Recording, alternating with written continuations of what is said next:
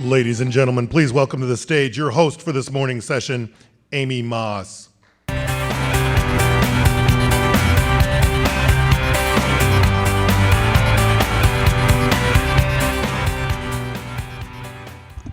Good morning.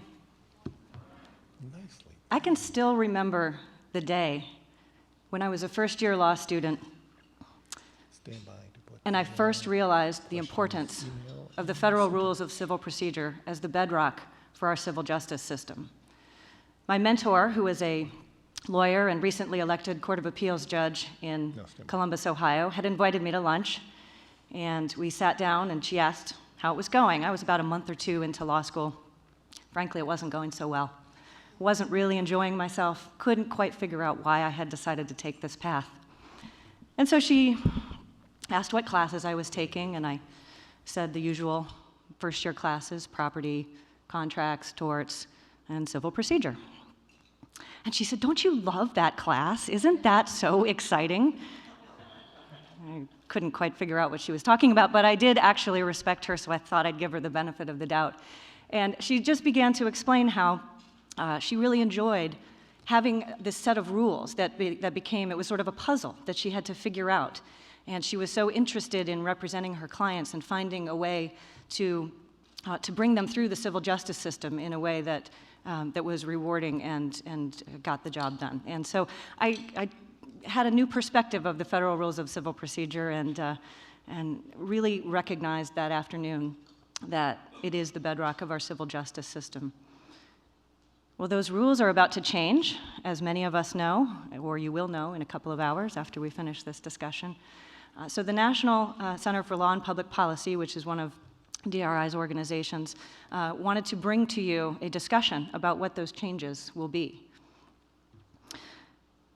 To lead off that discussion, I'm going to introduce our moderator, Alex Dahl, and then he will introduce his panelists, and then we'll jump into a discussion about what the upcoming changes to the civil rules will be over the next couple of months. Alex Dahl is the general counsel to Lawyers for Civil Justice, which is a national coalition of defense trial lawyer organizations, including DRI, law firms, and corporations, that promotes excellence and fairness in the civil justice system. He's also a shareholder at the Washington, D.C. office of Brownstein, Hyatt, Farber, Schreck. He has previously served as Deputy Staff Director and Senior Counsel to the U.S. Judiciary Committee for the Senate and Assistant U.S. Attorney in the District of Columbia. He, of course, has vast prior experience in general commercial litigation and experience as a law clerk for a U.S.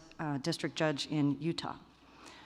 So without further ado, I'd like to introduce Alex Dahl and his panelists. I will also remind everyone we will have questions that can come into the centralized the email, and the email will be posted on the screen in front of you, so please feel free to ask questions. You will not want to miss an opportunity to pick the brains of these wonderful panelists this morning. Thank you.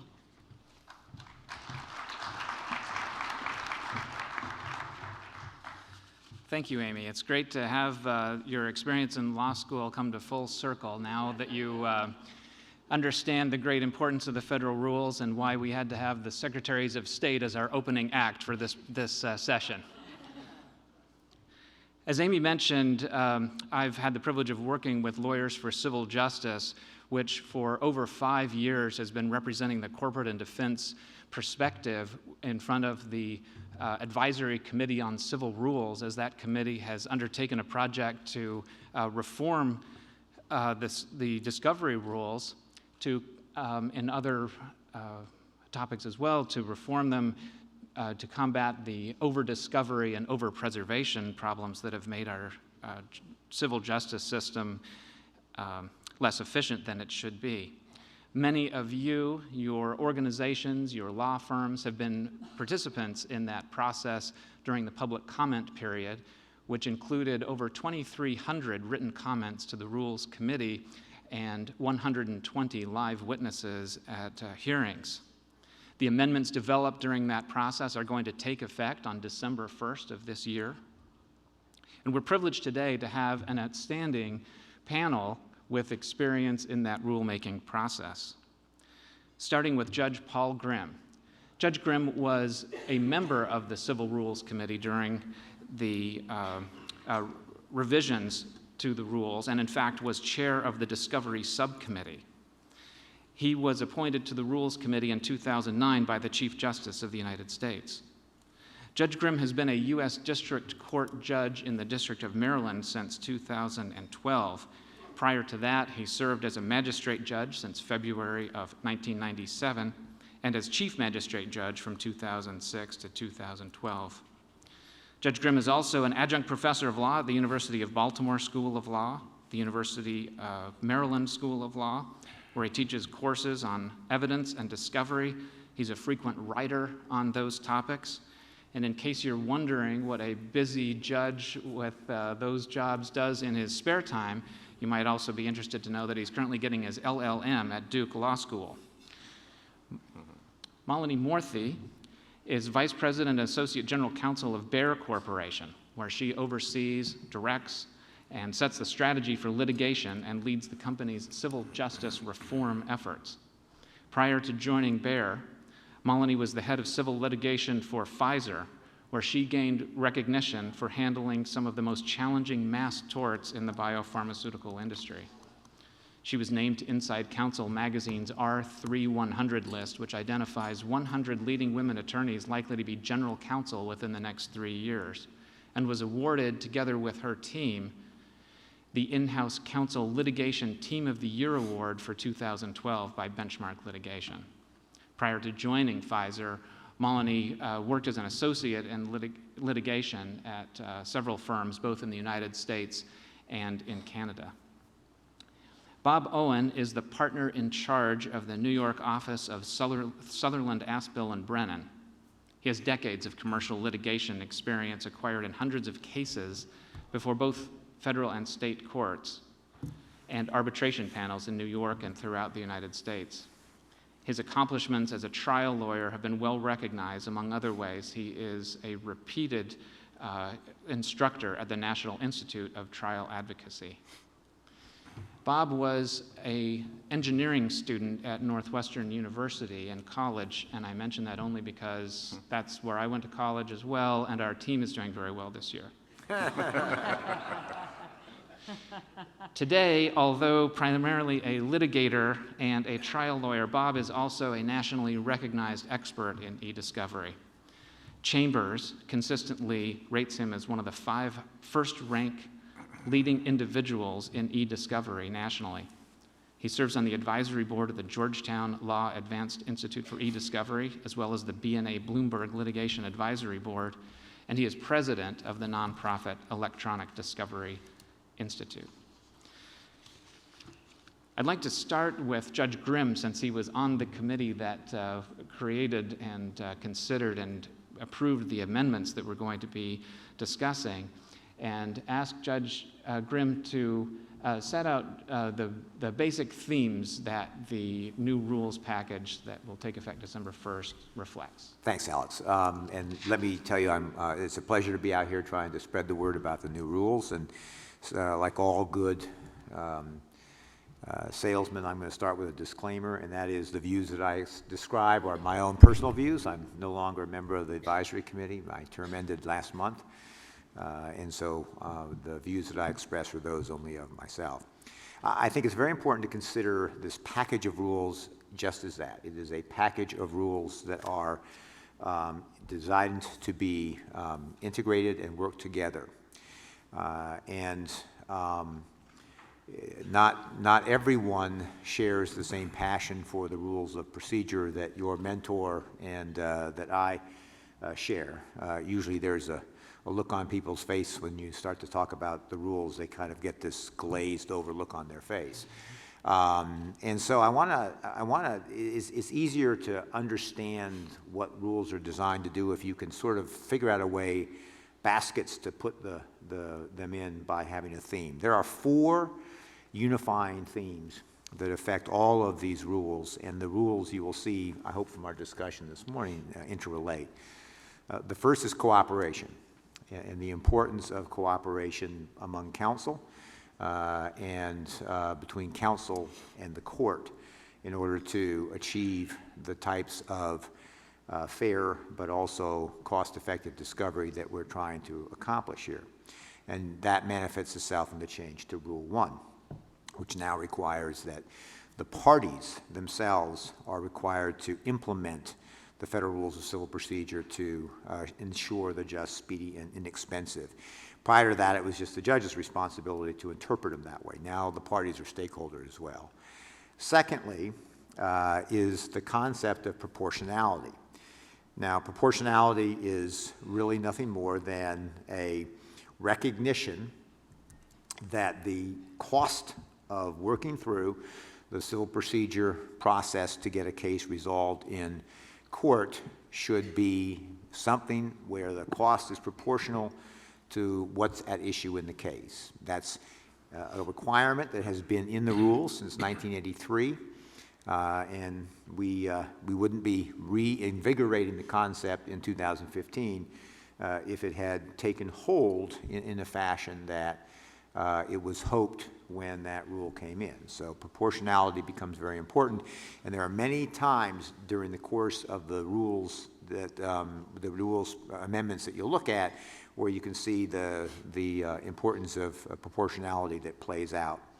The third is extremely important, and that is the concept of active judicial case management. And the rules, the advisory notes since 1983 have made it consistent. Every time the rules have been revised, they have said that the judges need to become more active in the management of the discovery from the beginning. And so that's a central theme, and these rules cannot have the effect that we hope they have without doing a better job of helping federal judges to buy into the notion that they have to be active managers, not simply passively wait until there's a dispute to become involved. And then the final theme deals with a very specific problem that is a byproduct of the age in which we live, and that is the information explosion that we've all experienced in the last 20 years that has been brought in by ever increasing, ever cheaper, greater amounts of storage of digital devices. So those are the four unifying themes, Alex. We have cooperation, proportionality, active judicial case management, and a way to deal with the challenges regarding the duty to preserve electronically stored information and the consequences when there has been a failure to do so. Thank you, Judge.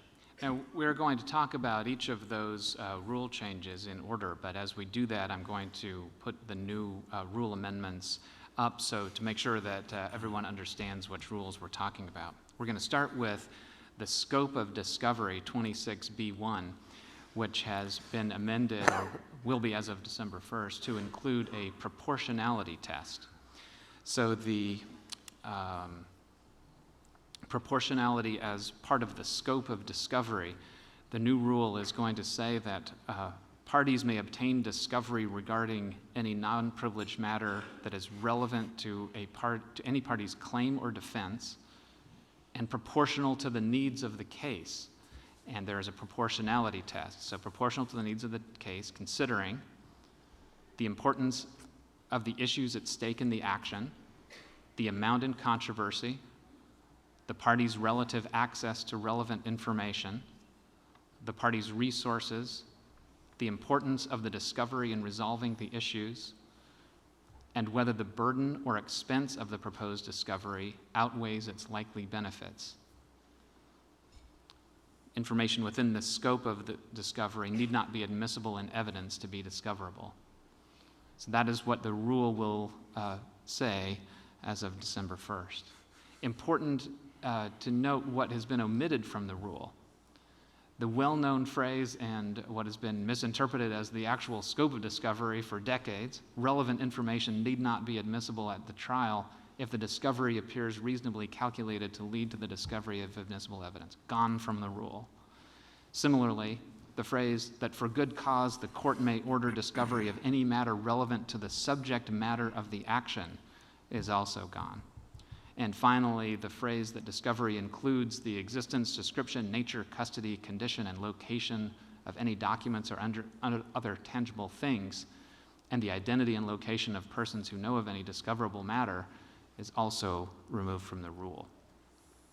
So, to the panel, what does this mean? What is it going to mean to practitioners and clients that proportionality, which, as the judge mentioned, has been part of the rules for a long time, is now in the scope of discovery? Bob, do you want to start with that?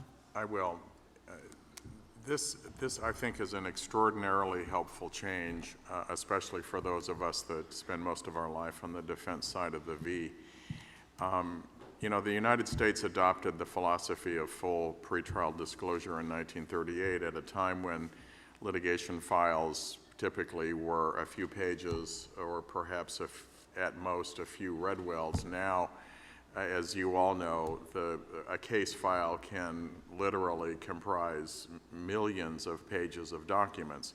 So we have this collision of the philosophy of full disclosure and the explosion of data sources and volumes. And the parts of the rule that have now been admitted or will be admitted on December 1st led to a lot of mischief. And basically, as a litigator who's toiled in these fields for 40 years, there was very little, if any, restraint on the scope of discovery requests. I'm a huge fan of this, and we're lucky to have Judge Grimm here. We were also lucky to have him and Dave Campbell as the two driving forces on the Rules Committee over the last 5 years at this critical time.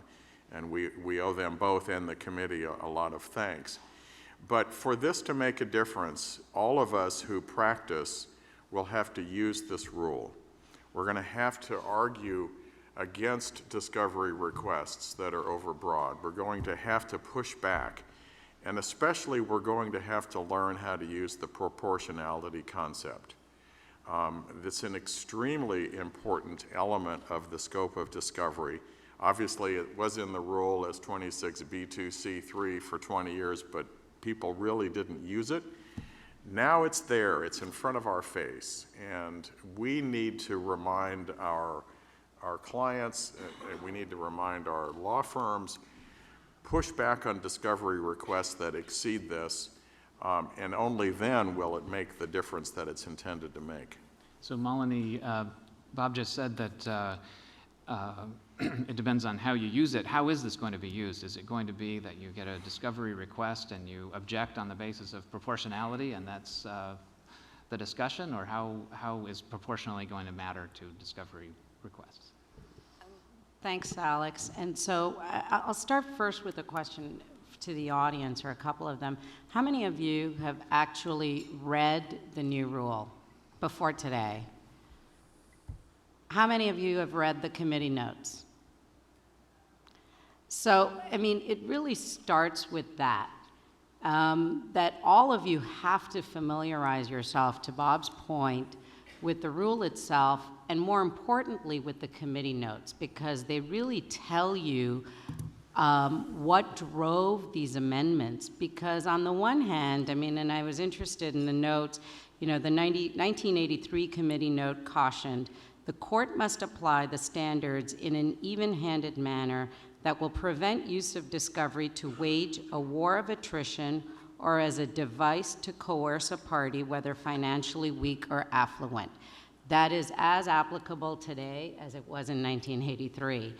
And so unless defense counsel because discovery does play such a big part of litigation, familiarize themselves with this rule, the committee notes, and think strategically about discovery, we're not going to get the benefit of the work of the committee and everyone who contributed, who testified, because we're not going to understand the value of this. And in answer to your question, Alex, I don't think it's completely reactive. I think that's actually would be foolish. And we play into the hands because, you know, I think a lot of plaintiffs' lawyers are going to say that this is not a meaningful change. And it makes me think, well, then why did you fight so hard against it? And so I think, you know, for me, and I testified before the committee, and I've been asking myself, you know, what is the value of the change? And I do think the movement of proportionality from B2-3 to B1 is significant in terms of emphasis. I think it's important in terms of ensuring a greater consistency within the judiciary, right? When they read these rules and see the emphasis on proportionality, how our decision makers view it, and the factors. And so I think it provides greater clarity for judges in terms of the importance of weighing these 6 factors. So then and a lot of it remains to be seen. How are these 6 factors going to be weighed? And we have a role in how we tell that story. In fact, we have a very big role. So to me, it's really about being proactive. So, you know, what Alex's question in terms of being reactive, I always say the first time the judge hears about discovery and what we've done shouldn't be at the motion to compel stage. Because then we are completely on the defensive, right? We're justifying not producing something. And I think it's almost too late to explain everything we've done up to that point. I think we have to be much more proactively engaged and be telling the story because we do cooperate so greatly. We do produce so much. I mean, most of my litigation is asymmetrical, right? I'm producing the lion's share. I have litigations where before we've gotten anywhere close to the merits, and I'm not joking, I have 200 to 300 lawyers doing nothing but document review, right? Either through a managed review vendor or through a law firm. I mean, that is before we've come anywhere close to discussing a single question on the merits. So we've got to tell that story. You know, it's too late when we're doing it because someone's asking for something. And we're saying, no, we're not going to give you that, and here everything we've given so far. So I think this is, and you know, I'm going to just go through, and these are things that were true before the rule change, but I think become even more true and important now. One is, you've got to engage the in-house lawyer. You've got to understand how your client manages its documents, right? What is its approach to discovery? What's its approach to preservation? How do they handle their legal holds? I don't know, and I still find this true today as actively as I manage litigation and as actively as my team manages litigation, where I still have outside counsel who don't confer adequately with us. We push them on Rule 26F before the Rule 26 conference in terms of looking at discovery plans, in terms of looking at that preservation order. You know, and to in-house lawyers, understand what you're committing to. I mean, have you read that preservation order right down to the nth degree? Because it's the devil is in the details. And so that engagement is critical between client and outside lawyer. You really have to understand the processes. And in terms of then, because what you're trying to do is create the most defensible story.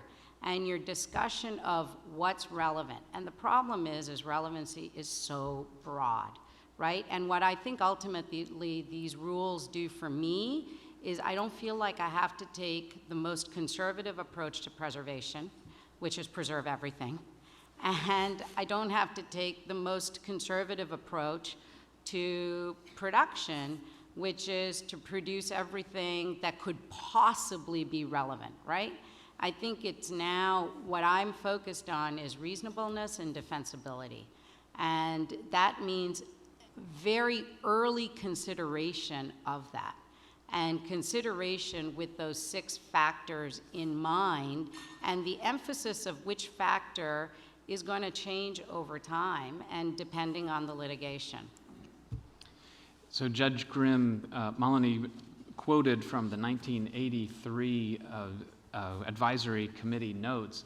As you well know, the committee has amended the civil rules to address these discovery issues in 1983, 1993, 2000, and now in 2015.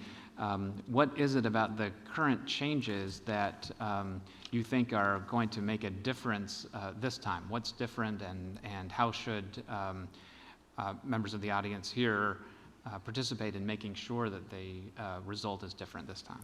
Yeah, I think that one of the key concepts, and again, this goes back to the interrelationship between the four themes, is that I believe that when you question lawyers individually and in the groups and associations that they work together in, whether it's plaintiff's counsel or defense counsel, there is a belief that when the judge is actively engaged in the management of the discovery process and available to help resolve legitimate issues that come up, that the process works better, that you can achieve proportionality. You can talk about phasing, you can talk about focusing on the correct things, you can talk about what's the most important information at the most economic price point that you can get. When the judge is not available, when the judge is aloof or hostile, then you can't make progress, because if the person that you're negotiating with on the other side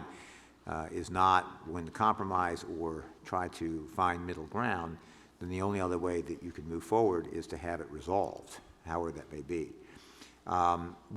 What I think that it was recognized, and you can see this in the supporting materials to the Standing Committee and to the Judicial Conference, if you read the legislative history of these new rules, is that the committee recognized that just simply changing the rules again was an essential first step, but it could not be the only step.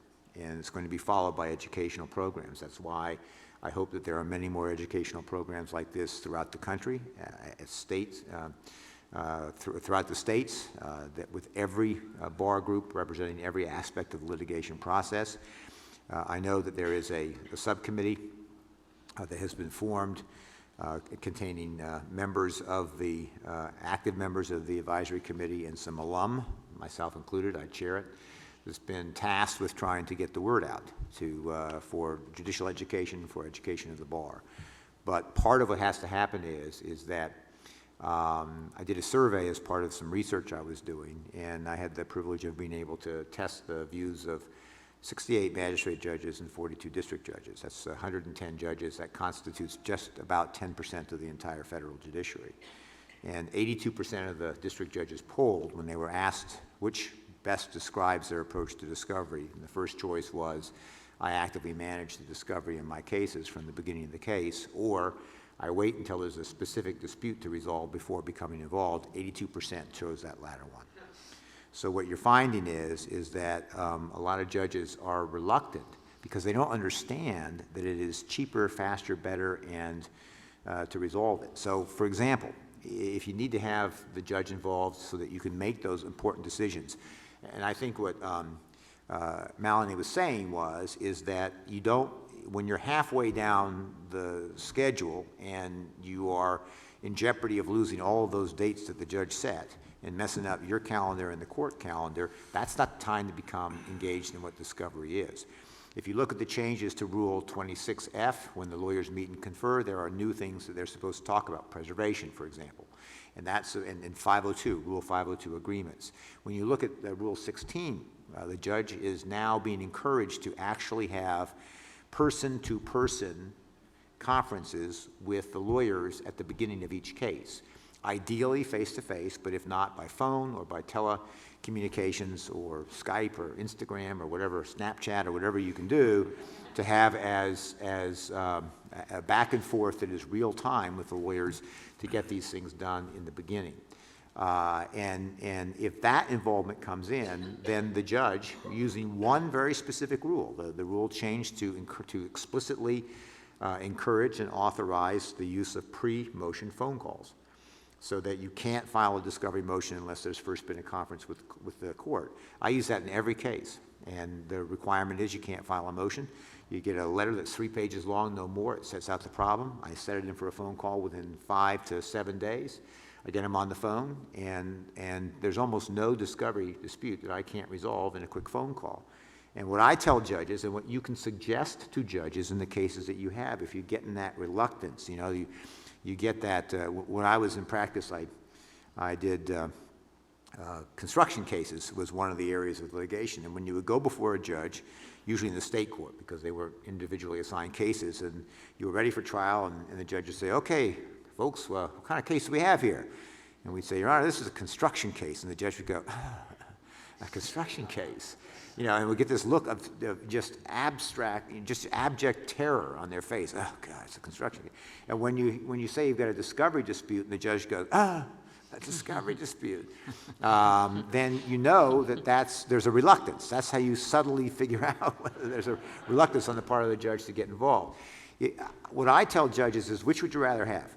A 3-page letter explaining the problem and a 15-minute phone call to resolve it, or a motion with a 40-page memo and 70 exhibits, with an opposition with a 35-page memo and 20 exhibits, and a reply with 25 pages and the memo and 40 exhibits.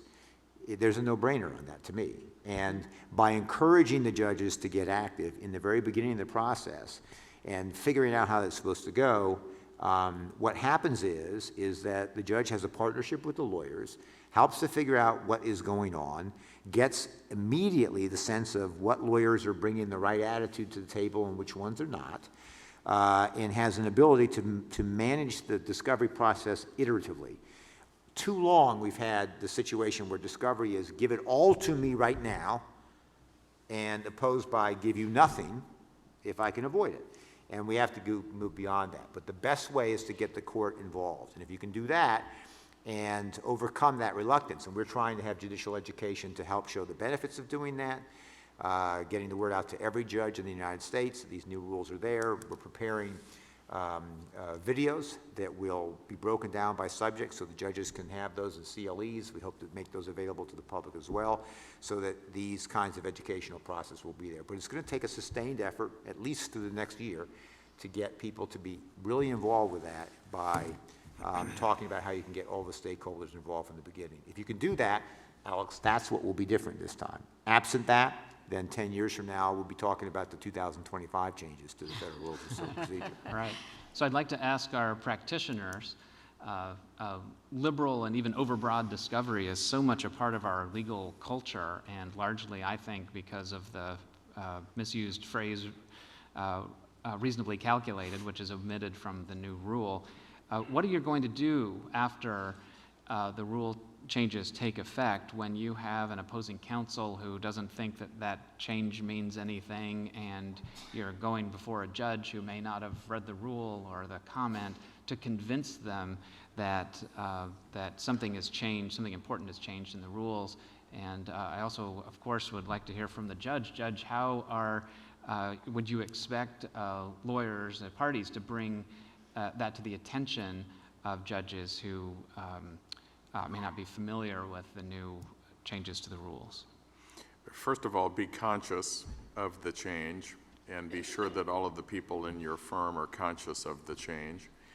And secondly, use the notes. Malini pointed it out. The notes are a spectacular resource, more important perhaps in these changes than in prior changes. And there's a lot of good nuggets in those comments that you can use as advocates to restrain over broad discovery requests, and then have at it. That's what I'll do. For me, it's approaching it with specificity. Don't wing it. I think, and I couldn't agree more with Judge Grimm in terms of the role of cooperation, because so much just through active discussion and negotiation with the other side of the V, you can achieve agreement on most things. And the other tool I've seen is actually one that Judge Hellerstein has the parties do, which is you actually, when you have a dispute, to do it in a joint letter. And what I've found, right, where you lay out the issue, then I'm most often a defendant, and then the plaintiffs put their position, and then the defendants have to put their position in the same letter. Mm-hmm. And in the process of going back and forth, you actually end up resolving the vast majority of issues and are able to isolate it to the one thing. Now, it doesn't have to be the letter, and then I agree with you in terms of the conferences, and I find the best judges now, especially in the large litigations that I have, now routinely schedule those calls. And you know, if you don't need it, you cancel it. But to have that, and what it forces is the parties, it's a formal mechanism to force the parties to prepare. And to me, and I really like discovery roadmaps. I think you can talk a great game, but when you have to write it down and defend it, you start to realize that some of the positions you're taking are not the most reasonable positions. And so I can't emphasize enough, whether you're going into court, whether, you know, when you're drafting the plans, you really have to understand the case. You have to look at these factors. You have to map out, okay, what are the documents in all of these areas that I reasonably should be producing? Whose are they?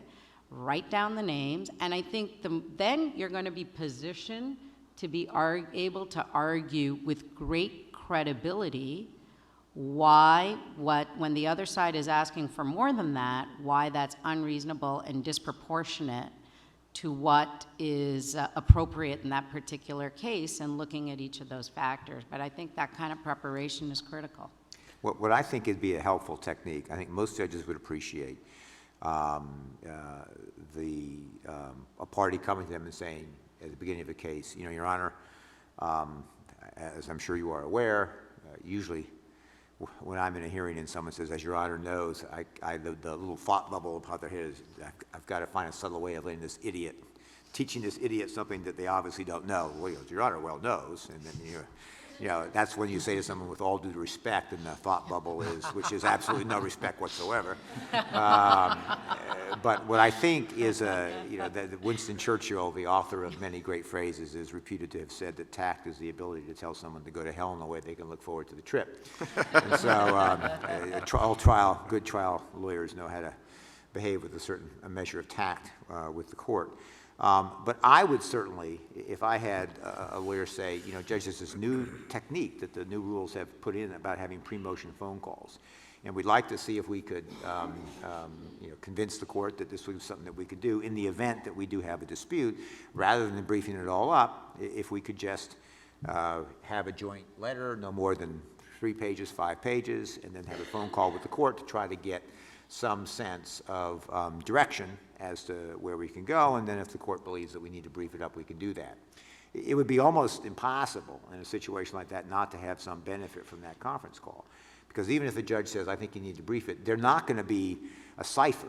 They're going to give you some sort of a, well, wait a minute, I'm not sure about that, but if you want to brief it up, you've got a little guidance there as to sort of what the reaction is. So one way is to make the judge know that there are these techniques that you would like to take advantage of. The second thing is that I think that you need to think both strategically as well as tactically. Mm-hmm. You know that there is not going to be a case, whether you're a plaintiff's lawyer or a defense lawyer, where you get all the discovery you want and produce no discovery.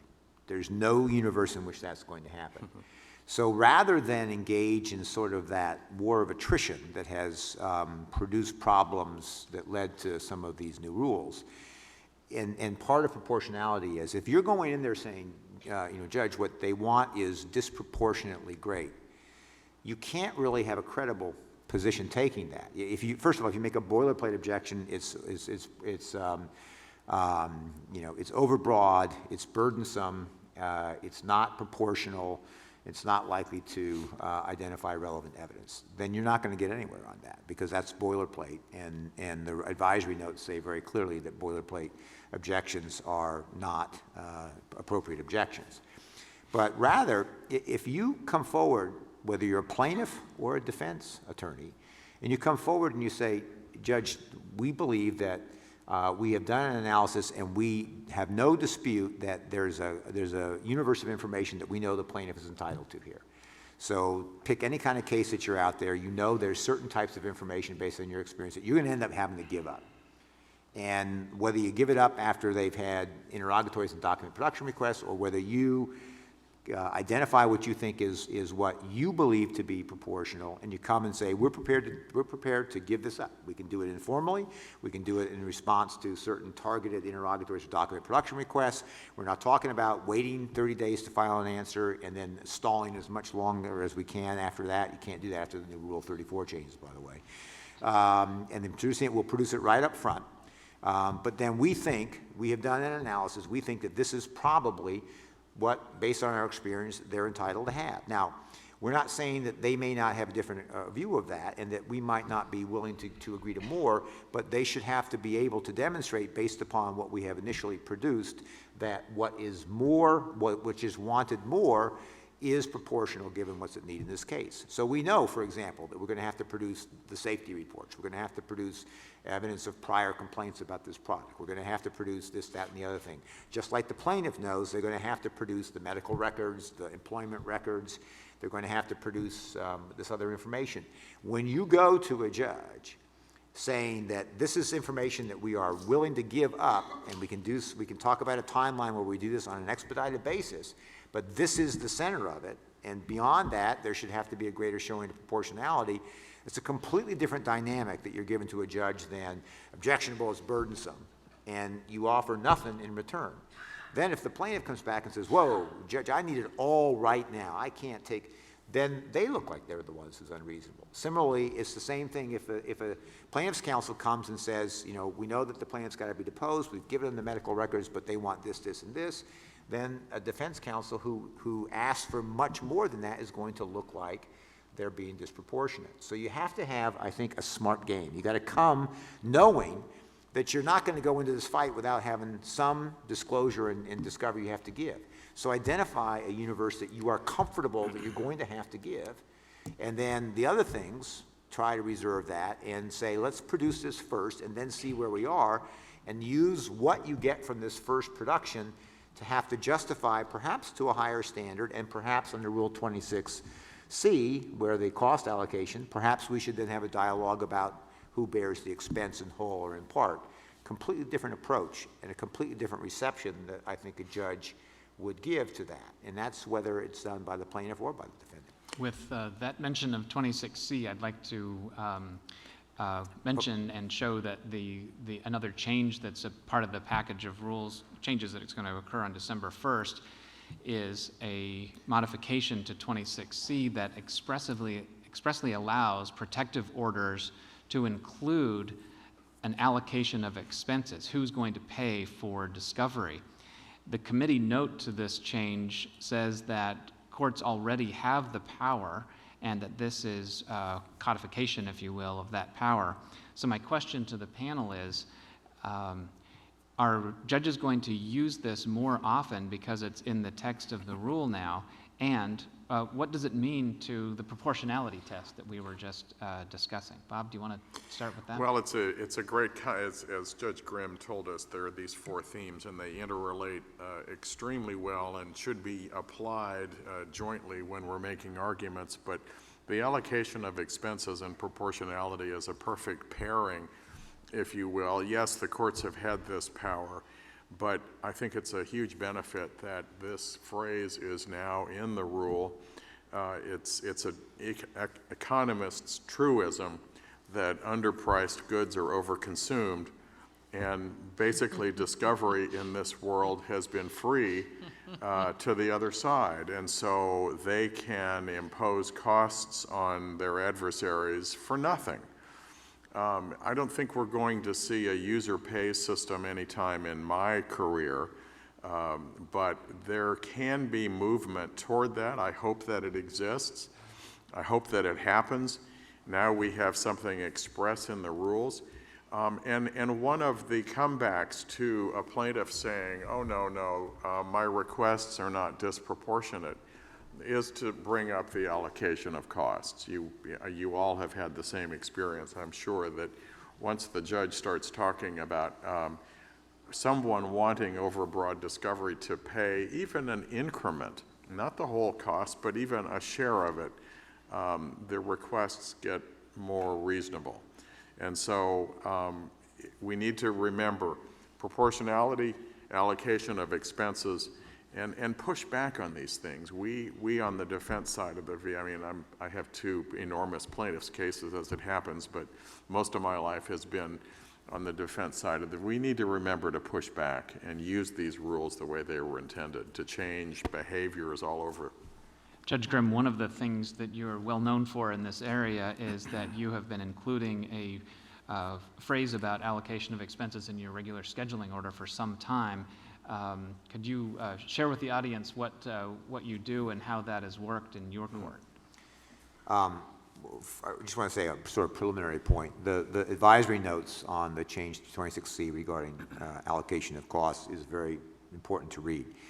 What it does is it simply puts in a rule what the Oppenheimer case that the Supreme Court came out with in 1978.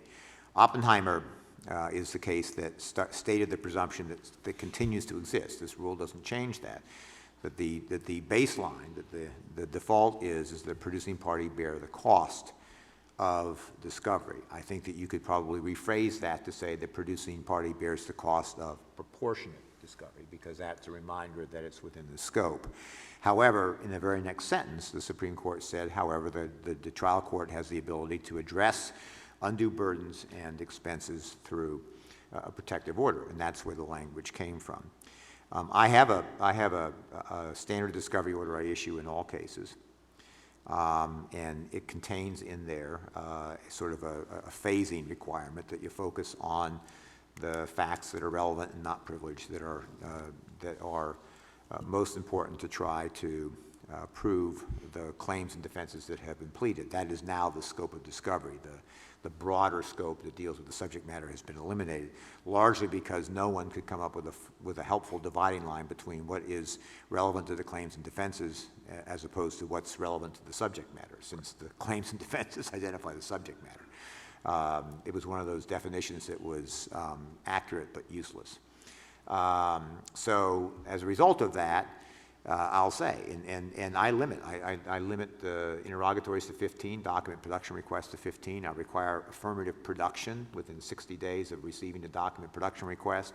I limit deposition of fact witnesses to 4 hours each. I require cooperation. I have pre-motion conference call.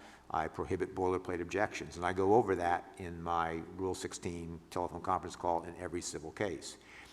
I'd love to be able to give you some specific examples of what happens on that, because it's never come back to where the plaintiffs have come back and said, we want that second phase. I have never had a problem with it. The mere fact that you know that this dialogue can take place is a sort of a reality check. And the reason I think it happens is that, I hope anyway, that the lawyers know is that if they do have a problem with something, then they're going to reach out and have that phone call. And I want to talk to something that Malini said just a moment ago, which is so true. I can't tell you how many times I have on my calendar a discovery dispute phone conference that pops off the calendar within 48 hours of when they get there. When they actually start getting ready for what they're going to say, just the fact that you have someone who can break the tie available is there. So I think it needs to be part of the discussion, but it should be part of the discussion. If you start with cost shifting or cost allocation, I think you're going to lose most judges. If you start with, we recognize that there is a body of information that is proportional to the resolution of these disputes. The plaintiff and I may have differing views of where that is, but we all know that there's information. And we think that we should each identify what we believe is information that we're willing to give to the other side because we know it's proportional and it's going to be subject to the scope, and exchange that information and start with that. And then if we need to go beyond that, then, Your Honor, we'd like to have the ability to come back to you if we have some problems, but as part of that dialogue, we'd like to be able to have a discussion of cost allocation as the rules say. And it's shocking that when you start with that notion of you're going to come to the table, but no one's coming to the table with the expectation that one side or the other is going to prepare and serve the entire meal. If you're coming to the table, each of you is going to bring something to the menu, and you're an obligation to do that, then it's amazing how the attitude changes. And just getting people pushed beyond that sort of knee-jerk reaction. There is too much of what I call a tennis game mentality to discovery. You serve some discovery requests, and then you sit back and wait, and someone serves an answer back. And then you write a letter that serves some objections, and they write a letter back. And in between, you don't think of it. You've got to get beyond that incremental, I do this and then wait, and then come back to something later, to the notion of looking at it from the very beginning as a plan. It's exactly what you say, map it out. And you know that there's areas of stuff that you're going to have to give up. And if you identify that and talk about the most cost-effective way, each side, plaintiff and defendants, to do that, then the stuff that's on the side is the area within which, if someone wants additional discovery, it's logical and rational to talk about, now, who bears the cost. Think of it this way, and I can't claim any credit for this. Steve Gensler, who is a professor of law at the University of Oklahoma and was on the Rules Committee, has a very useful way of looking at the notion of discovery. And he says you're going to be in an archery contest. So when you're at an archery contest, what do you shoot for? You shoot for the bullseye. You don't shoot for the periphery and work your way in. You shoot for the bullseye and you work your way out. Think of what the bullseye discovery is that you got to have from them and that you know you're going to have to give to them. Start with that and figure out a way to put that forward. Even say, Judge, we don't need 60 days for document production requests and interrogatories. We will give this information up. If they will give us this information up, and then based upon that, let's talk about if there is anything more necessary. Part of that's going to be a deposition of the plaintiff. Part of that's going to be a 30B6 of the defendant. But identify what that is, and then center it around the bullseye. And then when someone wants beyond that, as a second phase, when someone's coming back for a second plate, that's the logical place to go to Rule 26C, regardless of whether it's the plaintiff or the defendant coming back. And just to supplement what I said before, you know, we've lived in this era of full disclosure all of our lives, basically, and we've become accustomed to asking for everything and then fighting over the margins. What we've lost, and what I'm trying to return my own self to when I'm approaching a new case, what are the most important disputed facts? Don't, you know, what are the top 3, not the top 10? What are the top 3? And focus my attention on those things. I find that that has a clarifying effect on what I'm requesting, what I'm gathering from the client, and what I'm focusing on, because we can all boil the ocean till the end of time, but it doesn't really get the dispute resolved, which is why we're hired. I've been nodding with what both gentlemen have been saying, but particularly with what Judge Grimm was just articulating, because I think, you know, this whole point of the active judicial case management is so critical. And in order to get any benefit of 26C, right? I mean, if you're lucky enough to get Judge Grimm, you know you have a judge who is right from, you know, the case management orders that he issues in terms of his, he is going to be actively engaged. I think the critical thing is, and he used the word strategy, and be strategic and tactical in how you approach this. And part of that is if you have a district court judge who isn't engaged, you have to figure out how to draw them in. And you can't keep them removed and really unaware of what's happening between the parties with respect to discovery during that entire period, whether it's months or in some cases, you know, can drag out even longer. It shouldn't. That you've got to figure out how do you, and you know, he talked about actually actively requesting those conferences, but more importantly, I hope people were listening to how he was talking about communication, right? And how we communicate with the court. And it was really an openness, but you can be that open if you're being reasonable. I mean, I emphasize with all my lawyers about being reasonable and credible, and not doing the knee-jerk defense reaction of, well, they asked for it, so I'm not going to get it. I mean, you really have to, because at the end of the day, our credibility is so critical. If you've approached it this way, and I am waiting to see what happens with the cost allocation. I mean, I'm glad the language is in there and that it's express, but at the same time, the committee is very clear that they don't intend this to become common practice. So what does that mean? When do you ask? I think Bob's and the judge have given some ideas that it's really when it is becoming so particularly burdensome and disproportionate.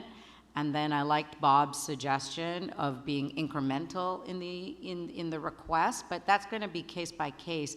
But I do think we've got to be strategic both in our individual matters, but also thinking about this as a bar, about how we go and make this work, because those first requests, and if there are decisions written, are hopefully ones that are granted and give good language for when it's appropriate to actually shift those costs. I want to switch now to another major theme that Judge Grimm mentioned about the rules, and that is the new rule about failure to preserve electronically stored information.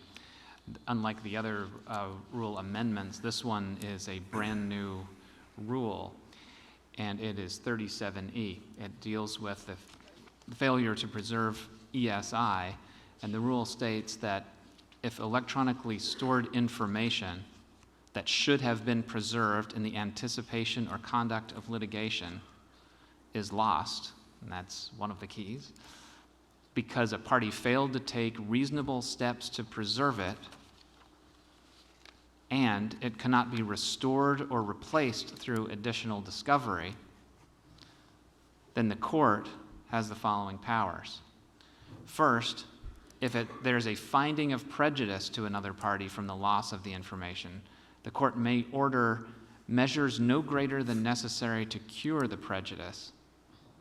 Or, if there is a finding that the party who lost the information acted with the intent to deprive another party of the information's use in that litigation, then the court may presume the lost information was unfavorable to that party, instruct the jury that it may or must presume the information was unfavorable to the party, or dismiss the action or enter a default judgment.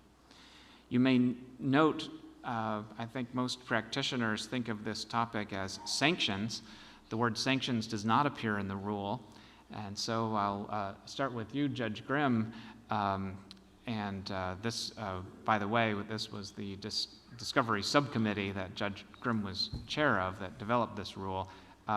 Where is the word sanctions? Why is that not there? And does this reflect a different approach than what we're used to in that context? I think that this area, this rule was one of the most difficult for the committee to try and come to grips with, because we had a deal in the situation where it actually implicated the Rules Enabling Act. You cannot create or abrogate an evidentiary privilege through ordinary rulemaking, so you have to be careful. The duty to preserve is not a rule-based duty. It's a common law obligation that we inherited through the common law. It traces its way back to ancient Roman law and as adopted by the Great Britain. And the Latin phrase was omnia praesumuntur in ordium spoliatoris, all things that are presumed against one who loses evidence. It didn't create a problem for the first 225 years of our existence, because it was dealing with, if you were suing over, injury to a certain item or land, and it was lost or wasn't there, then it was central to the litigation, and everyone could see why it was important and what the prejudice was, and if someone was at fault for losing it, it made sense to not give them a reward for having done so. Now we get to the point of electronic evidence, which can be lost, overwritten, restored on devices that there's no longer software to drive them, and so you have, and there's so much more of it. This is when it became a problem. So the beginning is the rule deals only with ESI, because if it's an airbag case where the airbag has been lost or destroyed, the existing rules work pretty well. But what happens with ESI? If you look throughout, and to address your question, Alex, about sanctions, when we were talking about this in the committee, we said the rules are full of sticks. You can be sanctioned for this and sanctioned for that, and attorney's fees and costs, and all of these things can happen, powers of contempt. But there are very few carrots that the rules offer. We wanted to have a carrot approach before the stick. And if you go back to the very beginning of the rule, the very first thing we want to do is, what's the carrot that we want to reward? We want to reward someone with a carrot. So what's fundamentally what we want to reward? Reasonable behavior. Reasonableness, by definition, includes proportionality. So at the very beginning, you have to have a failure to preserve electronically stored information that should have been preserved. Now, the common law trigger, when you reasonably anticipate litigation, is a very simple, easy, uniform rule that everyone can understand. Its application can be difficult in cases individually, but the rule is a crystal clear rule that anyone can understand. So we did not change the trigger, but should have been preserved in anticipation or conduct of litigation is lost because a party failed to take reasonable steps. If you can demonstrate, and this is what I think Malini was talking about, is having an approach to your litigation preservation that shows that you have anticipated future cases and developed a program and documented it to show that it's reasonable. If reasonable conduct is there, even if it was lost and it was vital, the rule stops right there. You don't go any farther. There is no consequence. If a party is not responsible for the loss of the ESI because of unreasonable behavior, that's it, end of game. So the carrot is, let's encourage people to think these things through in advance and develop reasonable programs. Document it so that if there's a dispute, they can come in there and show it. Also, it gives them a guard against perfect hindsight that may occur by trying to evaluate a decision 2 years ago when something came up that could not reasonably have been foreseen. All right, so the first thing is that we've now got someone who has behaved unreasonably and they've lost it. What's the first thing we should do? Do we sanction them? Do we hit them with a stick? No. What is it that we want to look to first? Can we restore or replace it through ordinary discovery? Stop there. Do not go to sanctions. Talk about getting the information. Well, ESI, one of the things that makes it so challenging is there's no such thing as a single email anymore. It's a single email sent to 1,000 of your best friends. That's then been sent to 1,000 of their best friends. It's been posted on Facebook. That's been put on, Instagram. And so now I may have lost it, but we can get it from another source. Let's go get it from that source. Okay, we can restore it, or we can replace it. Can we replace it with the exact information or maybe a near duplicate? So it focuses you on trying to make sure that you get the benefit of what was lost or destroyed only if there was unreasonable behavior. And then only if you cannot restore or replace it through ordinary discovery do you drop down to subparagraph 1, which is requires a finding of prejudice, and then the judge can initiate curative measures no greater than necessary. Do not go beyond what is necessary to do what? To sanction, to punish, to deter? No. To cure the problem. The rule is specifically broad in recognizing the discretion of the trial judge to figure out what they do as a curative measure.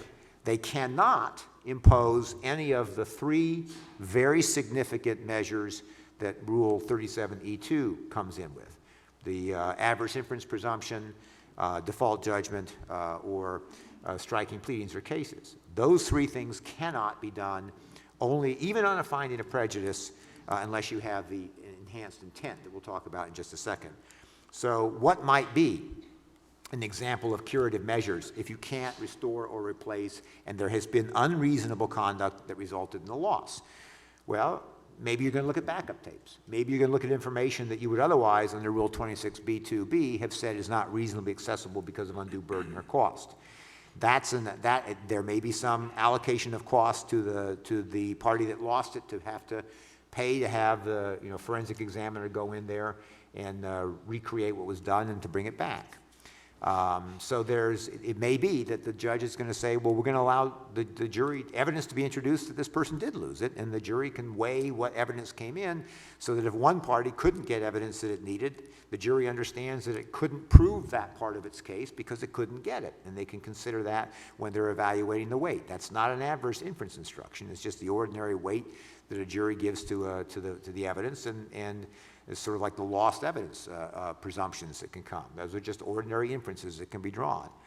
And then the final step, where we haven't even used sanctions in the language there, Alex, is at the very end, when is it that courts should be able to take the steps that are sort of the potentially case-ending consequences, the ones that everybody dreads.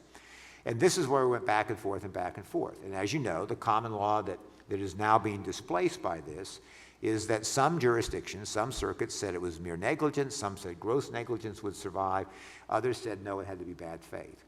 First of all, we wanted to get away from concepts of using words that had multiple meanings and in different contexts. So you'll see that there's no, the intent defines the conduct that everybody agrees is impermissible and should bear consequences. If you engaged in unreasonable conduct that resulted in the loss of ESI because you intended to deprive an adversary of its use at trial, then that conduct is conduct which is significantly culpable, that consequences that are serious should flow from it. Now note that under 37E2, there is no finding of prejudice that's required. Some folks have says, oh my God, this is ridiculous. The judges are going to kill us because there was an intent to deprive. But think about it. If you find that someone, one, behaved unreasonably, and secondly, intended to deprive, then the prejudice, as the advisory notes say, is inferred from the intent to deprive. If I get rid of all the emails without reading them, not knowing whether they're helpful or hurtful, they're gone now. I may not be able to show prejudice by the loss of those emails, but the very fact that I thought they were bad enough to get rid of without reading them or having you read them is enough for you to be able to take some of these consequences. So you can presume that the information was lost or unfavorable. A judge can do that at motions practice or in a bench trial. Instruct the jury that it may or must presume the information was unfavorable. That's your adverse inference instruction. Or dismiss the action or enter a default judgment. That is limited to only those circumstances where you've had unreasonable behavior, information is lost, and you have that intent. And from that intent, you can infer that it was prejudicial. Judge, I'm curious, that what you've just articulated is different from the case law in some jurisdictions. What effect is this rule going to have in the jurisdictions where today a negligence standard is used to determine whether the information can be presumed to be unfavorable? That's a great question, Alex. In those jurisdictions that have that, that negligence standard would still apply to non-ESI evidence because the rule only applies to ESI evidence, but any circuit or district authority that is inconsistent with the rule change will be superseded by it, because this is an act of Congress that will approve it and have it come in. So that's the law of the land. So if there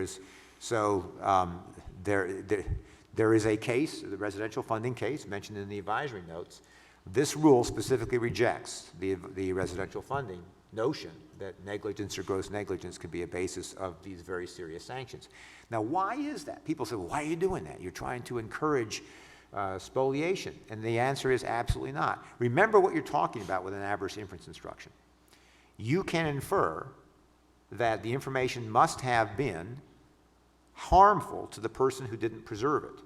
What is it that requires that harmful? If I am completely sloppy, I have one of those offices where I can't find anything, and there's an important piece of information there, and I don't know which pile I put it in, and somehow it got thrown away by mistake, you can't infer from that I intended to prevent someone else from having the use to it. I'm a mess. I have no idea where things are. The inference doesn't apply. But if I say, get rid of that stack right now, there's going to be trouble, and I want that gone, and no one ever saw that, it never existed. From that level of culpability and intent to deprive, the inference that it was unfavorable to me naturally flows. And we went back to the roots of the common law in order to get it. The word sanctions were not used because, quite frankly, the spoliation common law doctrine, Alex, and I know that Bob and I will agree with this, was being used to hijack the substantive issues in the case, put them on hold, and go right after looking for, starting with punishment, right, before you ever got to the notion of duty and breach, culpability and relevance and prejudice. So what the committee thought was, let's get rid of words that have their own emotional connotation to them that divert us from what we should be looking at. And that's why we don't use the phrase bad faith, and that's why it's structured the way it is. Give a reward for reasonableness, restore or replace initially first, and if you do that, end of story. Only when there's prejudice can you get these broader curative measures, and none of these case-ending, light death, as the end of the world as we know it, can be imposed unless there's that intent. And based upon that, we thought that we have come up with a formula that if applied, and you have to do it step by step, that if applied that way would be helpful and a basis to be able to achieve real improvement. Unfortunately, we're out of time. I want to conclude with one final question to tie a couple of these themes and rules together. The new Rule 37E speaks of information that should have been preserved in the anticipation or conduct of litigation. Earlier, we were talking about the proportionality test that's being imported into 26B1.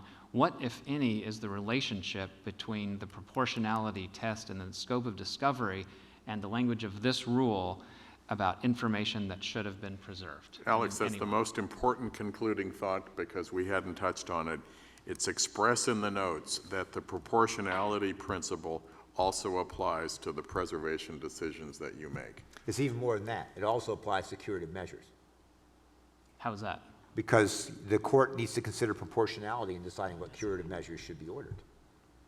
So that remember, you've got scope of discovery, which builds in proportionality. The duty to preserve, when you think about it, this all ties in. That's why we talk about the four themes, and you need to think about these four themes as each aspect of it. You only have a duty to preserve information that may be relevant to the resolution of the case. What is relevant to the resolution of the case? The information which is relevant and not privileged to the claims and defenses. That's the scope of discovery. If proportionality goes into that, then proportionality is not everything plus a pony. You have to take a look at what is involved with it. It's very, very granular, and it goes back to the claims and defenses. What should a person reasonably have had to preserve in this case, given these claims and defenses? That talks about what the scope of discovery is. It talks about proportionality. It talks about whether you were reasonable to preserve it, and what is a reasonable curative measure to impose on someone who lost it. Because if you lost something that's beyond the scope of what you should have reasonably preserved it because it was disproportionately expensive, then that is something that the rules could allow to be brought to the table, and it should not result in you should never ignore the concept of proportionality that's throughout the application of what that rule is. It's embedded in the core concepts that make up the rule. Alex, if I can have 1 minute, because I do want to emphasize a couple of things. Critical, and I think we've all been behaving this way, but it's clear that it's in anticipation of litigation. So you can't just wait until that lawsuit is filed, right, in terms of preservation obligations. And I wanted to point that out. The second is, and I think a lot of defendants can be guilty of this, which is that when someone else gets that sanctions order, you assume the other. You think, that's not me, we're so much better than that. My reaction is always, there but for the grace of God go I, because I think there are very few truly bad actors.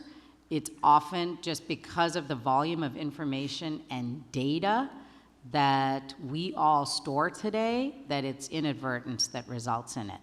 And so, and what I encourage everyone is not to put their head in the sand on this, and to really create that defensibility story. Whether you have a formal standard operating procedure, if you want to get a third party to come in and actually do an audit, so you've got that and you can show the court, this is the steps and measures I've taken to make sure I am taking the most defensible and reasonable position. This is how far I have gone. And I would also say bring in experts. I mean, people like, I don't mean experts in the formal sense. I mean, there is people like Bob, right, who are viewed by the courts and who are viewed generally as experts in any discovery. Consult with them. I mean, we had a question on a very, very narrow issue about what was the most reasonable position to take. We looked at all of the case law, very nuanced area, and I looked at the case. I happened to know the special master, and I told my lawyer, go call the special master. See if there's something distinguishing about that. Let's go dig in. I'm not saying you have to do that in every instance, but you have to create that story, and you have to think about it ahead of time. Any other final thoughts? We'll wrap it up there. Thank you very much. Thank you.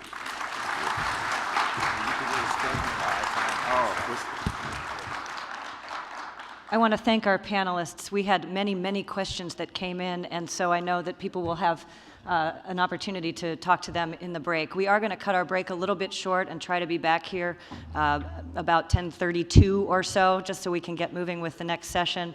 And so with that, thank you very much.